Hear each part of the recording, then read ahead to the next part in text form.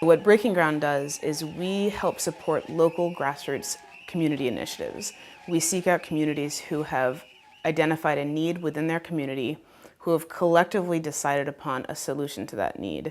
So this could be a school construction project, it could be the digging of a well, it could be the establishment of a farmers cooperative in the building of the structure to serve that. It could be the construction of a bridge. And then what we're looking for is that that community has demonstrated progress towards achieving that solution. This could be in terms of community savings, it could be in terms of work already accomplished, or even just having the community structures in place to show that they are truly mobilized behind this project. We're registered here in Maine, but all of our operations are in Cameroon. We're based primarily in two specific areas in Cameroon, in the West region and in the Adamawa region, the cities of Chong and Ngaoundéré, respectively. And we're just now expanding to the Southwest region as well. We've got two different methods in which we operate. The first is by identifying communities who what they really need is just seed funding to get that project rolling.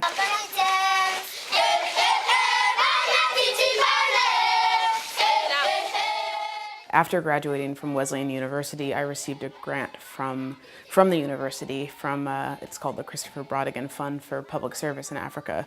I received a small grant to go over and teach English. It became abundantly clear that the biggest obstacle to the community's development was not the lack of an English teacher, but rather just a lack of finances. The school community was made up of some incredibly motivated parents and teachers who had constructed, independent of any government assistance, a 6-room cinder block classroom building. They were insistent that that classroom building was not a finished product, but that they had a lot more work that they wanted to do on it. But at this point, it was a bare bones structure, dirt floors, open windows to the outside, to the elements. We got an estimate for how much it would cost to cement at least 1 or 2 classrooms, preferably starting with that of the youngest children, since they're the ones who really had the tendency to be really in the dirt. The biggest problem being that there are insects called chiggers that live in the dirt and would bore into the children's feet and cause all sorts of infections. I decided that I was going to see if I could raise a little bit more money to make at least one of those classrooms happen and have that project happen. I wrote an email hoping to raise about $500. I sent it to friends, family, all the people who really knew that I was in Cameroon working. At the end of 7 months, we had raised over $12,000. We completely overhauled the school construction. So we cemented the floors and the walls in all of the classrooms. We painted, we conducted mural painting. We constructed from the ground up a community library stocked with bilingual books, both in French and in English. Those were donated from 2 different organizations, one Canadian, one American. And we, at the end of all that, still had some money left over. We saw in this community of Dumbu, where I was teaching, that the parents, the teachers, the whole community was already mobilized behind this project of building this school. And it's something they had been working on for decades, and that they were clearly committed to. The majority of the teachers at the school were paid by parents, not by the government. So we have a community here that is mobilized to make a change within their community, and they're making progress. But because of their financial limitations, that progress is extremely limited. How do you feel now that school is built? Very, very happy. The experience I have got, that is more than I can tell. I'm really very happy, very, very happy. The other thing we do is we help communities build their own capacity to better support those projects through revenue generation projects. Most Cameroonians are farmers, either full or part-time. Our small enterprise development program targets the primary income generating activities of a community and offers training programs to help individuals make more for their labor. In the West region of Cameroon, we work with coffee farmers to help them improve their organic practices, thereby reducing their dependence on store-bought fertilizers. We also provide training to help them improve their practice of processing their raw coffee cherries, helping them produce a product that meets the standards of international buyers. Finally, we leverage small groups of farmers as they market their coffee nationally and internationally, helping them obtain a fair price for their product.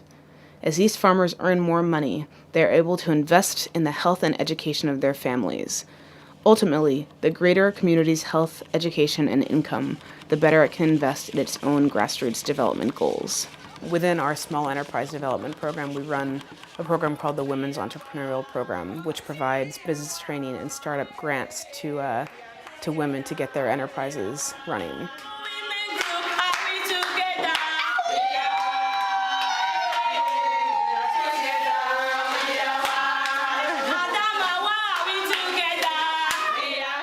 We are incredibly proud, as of a couple of months ago, to have established 2 new partnerships. One with the United States Peace Corps in Cameroon. The Peace Corps has about 130 American volunteers on the ground in Cameroon. In the next couple of years, that's going to be expanding to over 200.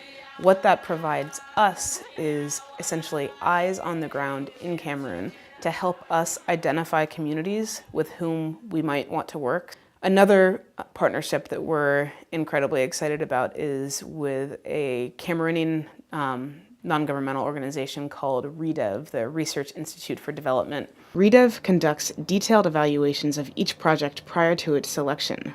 These evaluations assess not only the degree of mobilization within the community, but also the feasibility of the project plans and the community's ability to sustain the project in the future. Our point of view is that bad development happens when foreign interests come in and say to these communities, you need this, or you need that, or doesn't it look like this is a problem for you? What we're looking for are communities who have already gone through the process organically, grassroots, to say, here's a need within our community, and this is what we need to do to address that need.